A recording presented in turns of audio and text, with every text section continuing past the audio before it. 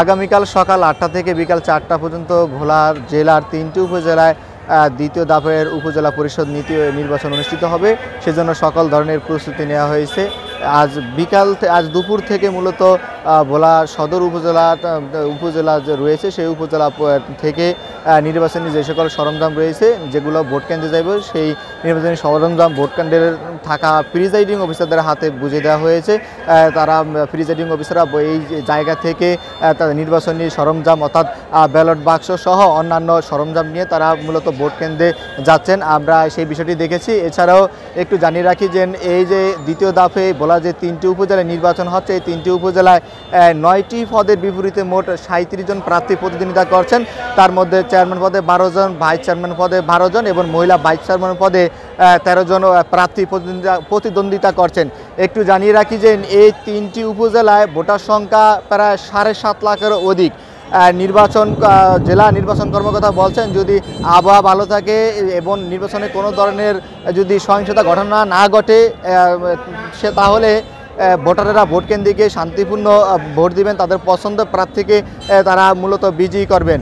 আরেকটি বিষয় হলো যে আমি এখন যে জায়গাটিতে দাঁড়িয়ে আছি এটি ভোলা সদর উপজেলা পরিষদ। এখানে এই জায়গাটিতে মূলত এই আসনটিতে এই উপজেলাটিতে মূলত চেয়ারম্যান পদে 3 জন প্রার্থী প্রতিদ্বন্দ্বিতা করছেন। তার মধ্যে 2 জনের মধ্যে হাড্ডাহাড্ডি লড়াই হওয়ার সম্ভাবনা রয়েছেন। তার মধ্যে একজন আনারস প্রতীকের প্রার্থী মোশাররফ হোসেন মসু, অন্যজন মোটরসাইকেলের প্রতীকের প্রার্থী আলহাজ মোহাম্মদ ইউনুস। মূলত এই 2 জন প্রার্থীর মধ্যে হাড্ডাহাড্ডি নির্বাচন হবে।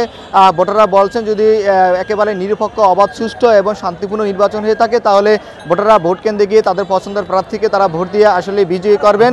তবে এখন পর্যন্ত এই ভোটকে কেন্দ্র করে ভোলার অন্য কোনো জায়গায় গত 2 সপ্তাহ ধরে কোনো সহিংসতার খবর আমরা পাইনি। গেল মধ্যরাত থেকে নির্বাচনের সকল ধরনের প্রচারণা শেষ হয়েছে। এখন রাত পোহালি মূলত নির্বাচন। এই নির্বাচনে একটি উৎসবমুখর পরিবেশ নির্বাচন হবে এরকমটা আইন শৃঙ্খলা রক্ষাকারী বাহিনী বলছেন, জেলা নির্বাচন কর্মকর্তা বলছেন, জেলা প্রশাসকও বলছেন। একটু বিষয় জানিয়ে রাখি যে এই নির্বাচনকে কেন্দ্র করে ভোলায় 3 স্তরের নিরাপত্তা জোরদার করা হয়েছে। পুলিশ, র্যাব, কোস্টগার্ড সহ অন্যান্য বিভিন্ন আইন শৃঙ্খলা রক্ষাকারী বাহিনী মূলত এই নির্বাচনে পর্যবেক্ষণ করবে। কোথাও কোনো ধরনের যদি সহিংসতা ঘটনা ঘটে বা কোনো কেন্দ্রে যদি জাল ভোট পড়ে তাহলে সেই কেন্দ্রে ভোট বন্ধ করে দেওয়া হবে, এরকমটিও জেলা নির্বাচন অফিস থেকে বলা হয়েছে। আরেকটি বিষয় জানিয়ে রাখি যে এই যে নির্বাচন এই নির্বাচনকে একটি শান্তিপূর্ণ, অবাধ, সুষ্ঠু, নিরপেক্ষ নির্বাচন হবে এরকমটা জেলা প্রশাসন, জেলা প্রশাসক, জেলা নির্বাচন অফিস থেকে এই বিষয়টি নিয়ে তৎপরতা রয়েছে। তবে তারা আহ্বান জানাচ্ছে বারবার যাতে ভোটাররা ভোট কেন্দ্রে গিয়ে শান্তি এবং তাদের পছন্দের প্রার্থীকে তারা ভোট দিতে পারে সেই ব্যবস্থাও করা হয়েছে।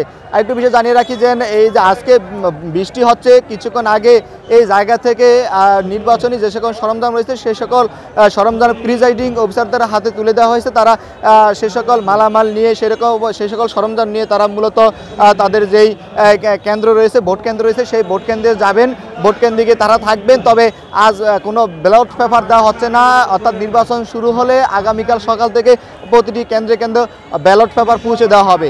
তো এ ছিল ভোলা 3টি উপজেলা পরিষদ নির্বাচন নিয়ে আমার কাছে সবশেষ। ইব্রাহিম আক্তার আকাশ, ঢাকা মেল, ভোলা।